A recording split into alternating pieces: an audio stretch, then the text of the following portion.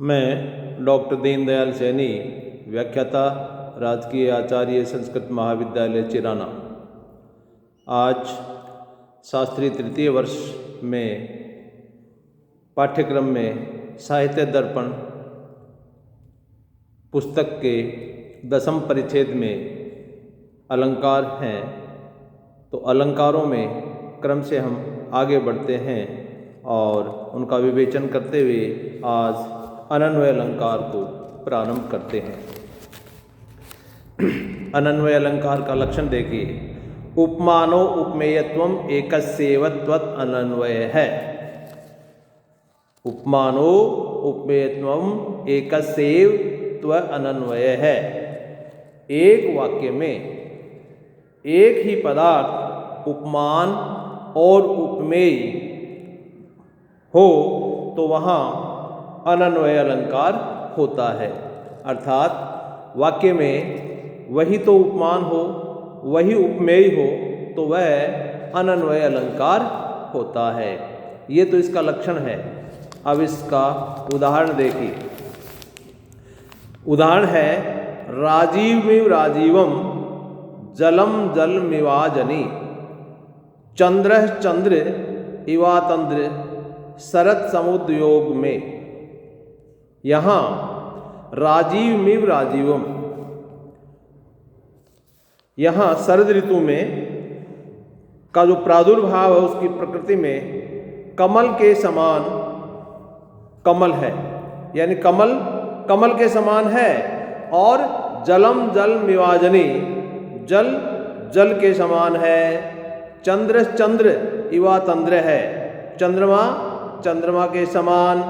और ऐतंद्र अर्थात तंद्रा रहितम, निर्मल, निर्मलता के लिए है तो वो निर्मलता के समान, इस तरह से निर्मल हुआ।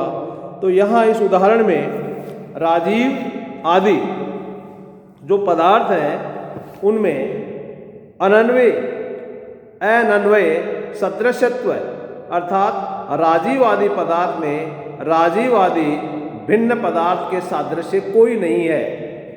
अर्थात वही तो राजीव जो कमल है वही तो उपमेय है और वही उपमान है। ऐसा प्रतिपादन करने से उपमान और उपमेय का भाव विवक्षा से किया गया है, अर्थात आरोप करके विवक्षित है, ये कहने का तात्पर्य है। तो राजीव में पाथोजम अर्थात राजीव के समान पाथोज कमल है तो वहाँ शब्द मात्र राजीव और पाथोज भिन्न है, बाकी दोनों का एक ही है। इस प्रकार यहाँ लाटानुप्रास से अनन्वय एक पृथक भूत है, अर्थात यहाँ भी अनन्वय ही अलंकार है। लाटानुप्रास अलंकार नहीं है, अनन्वय अलंकार है। किंतु यहाँ उचित होने से एक ही शब्द का प्रयोग बेहतर होता है।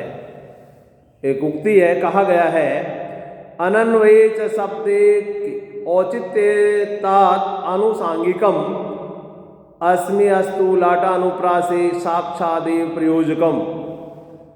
अनन्वय में शब्द की एकता औचित्य से आनुषांगिक अर्थात अनियत है, परंतु इस लाटानुप्रास में तो साक्षात ही नियत है। तो शब्द की एकता के बिना लाटानुप्रास नहीं हो सकता है। तो इस प्रकार यहाँ ये अनन्वय अलंकार है। दूसरा, पर्यायेण द्वयोर एतत् उपमेयो उपमामतः। पर्यायेण दो वाक्यों में दो पदार्थ पारी पारी से उपमेय बन जाएं और उपमान हो जाते हैं, वहाँ उपमेयो उपमा अलंकार होता है। ये अगला है, अनन्वय के बाद में अगला अलंकार है उपमेयो उपमा अलंकार। तो उपमेयो उपमा अलंकार का लक्षण क्या है? पर्यायेण द्वयोर एतत् उपमेयो उपमामतः। जहाँ दो वाक्य दो पदार्थ पारी पारी से या बारी बारी से उपमेय हो और उपमान वही हो जाते हैं, वहाँ उपमेयो उपमा अलंकार होगा। उदाहरण है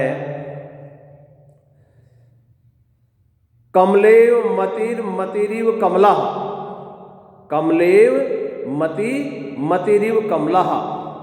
जिस राजा की मति है, बुद्धि है, कमला यानी संपत्ति के समान है, और कमला जो संपत्ति है वो बुद्धि के समान है। तो ये उपमेय उपमा अलंकार है। इसमें क्या है? कमलेव मतिर मतिरिव कमला। और देखिए तनुरिव विभा विभेव तनु, विभा कांति के लिए है और तनु शरीर के लिए है। तो कांति है, तनु शरीर के समान है, और तनु जो शरीर है वो कांति के समान है। तनुरिव विभा विभेव तनु।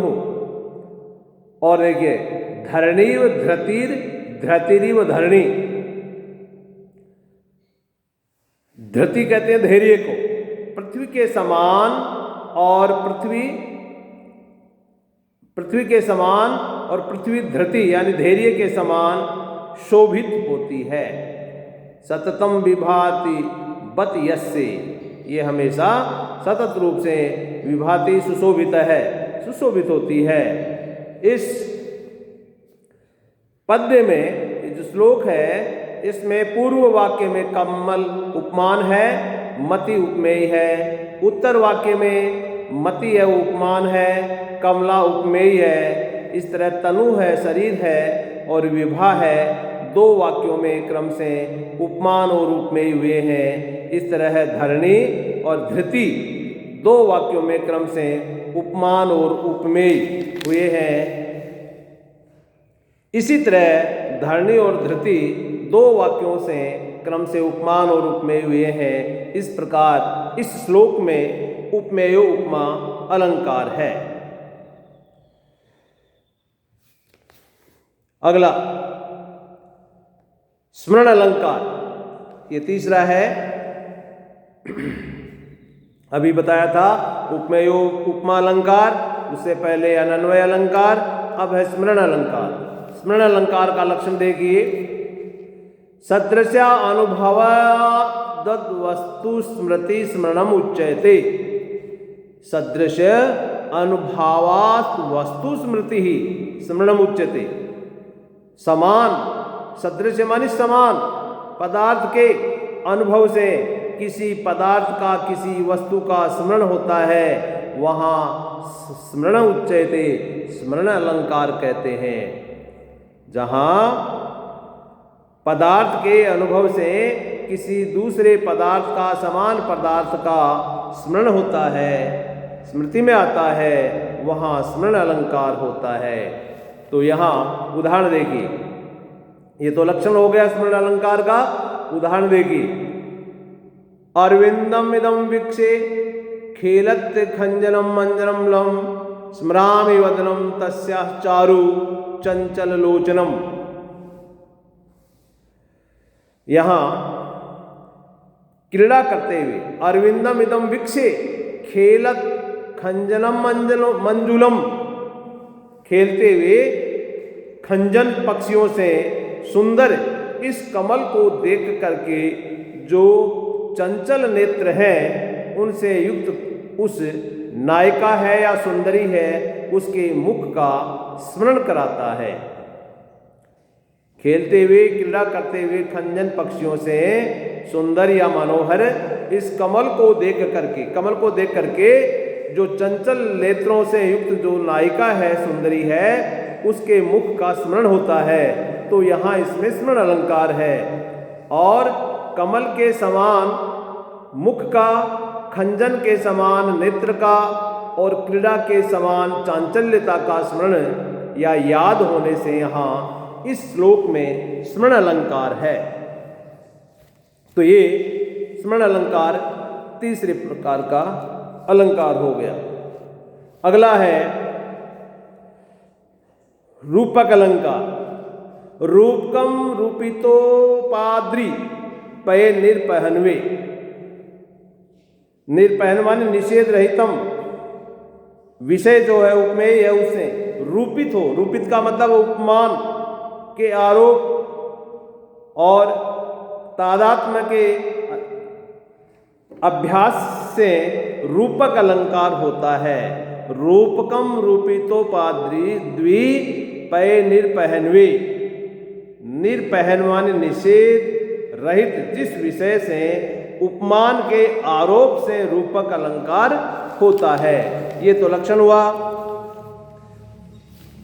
रूपितम इति परिणाम मात व्यच्छेद है। रूपित कहने से परिणाम के व्यावर्ती यानी भेद होता है। एतम च तत्प्रस्तावे विवेचयिष्यामः, और इस विषय को परिणाम के व्याख्यान के अवसर में विवेचन करेंगे, वहां उनको बताएंगे, परिणाम वाले में बताया जाएगा। तत् पारंपरितम सांगम निरंगम इति च त्रिधः, और ये रूपक अलंकार है 3 प्रकार का होगा। कौन कौन सा है? तत्परंपरितम सांगम निरंगम इति च त्रिधः।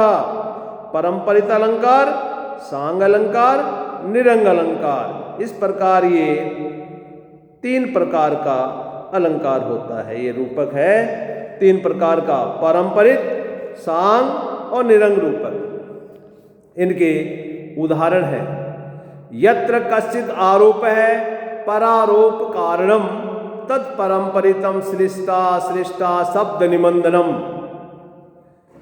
यहां किसी का आरोप दूसरे के आरोप का कारण होता है। यत्र कश्चित आरोप है, किसी का आरोप परारोप कारणम दूसरे के आरोप का कारण होता है, उसे परंपरित रूपक कहते हैं। तत्परंपरितम श्लिष्टा अश्लिष्टा शब्द निबंधनम, और उसके भी 2 भेद हो गए। फिर पहला है श्लिष्ट शब्द निबंधनम और दूसरा है अश्लिष्ट शब्द निबंधनम। इस प्रकार पारंपरिक रूपक के 2 भेद हो गए।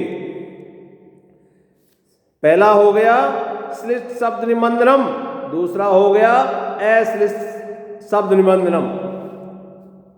दोनों प्रकार के पारंपरिक रूपक हैं, उसमें प्रत्येकम केवलम मालारूपम चैति चतुर्विधम, और ये फिर मालारूप होकर के है वो चतुर्विधम। इस प्रकार 4 प्रकार के होते हैं। माला रूपक होकर के दोनों फिर ये 4 प्रकार के हो जाते हैं। श्लिष्ट शब्द निबंधनम केवल परंपरितम यथा, उदाहरण है केवल ये श्लिष्ट शब्द निबंधनम केवल परंपरितम का ये उदाहरण है। देखिए, आहवे जगदुल उद्दंडम राजमंडल राहवे श्री नृसिंह महिपाल है स्वस्ति अस्तु तव वाहवे। अत्र राजमंडलम नृप समूहम एव चंद्रबिंब मिथ्या आरोपो राजवाह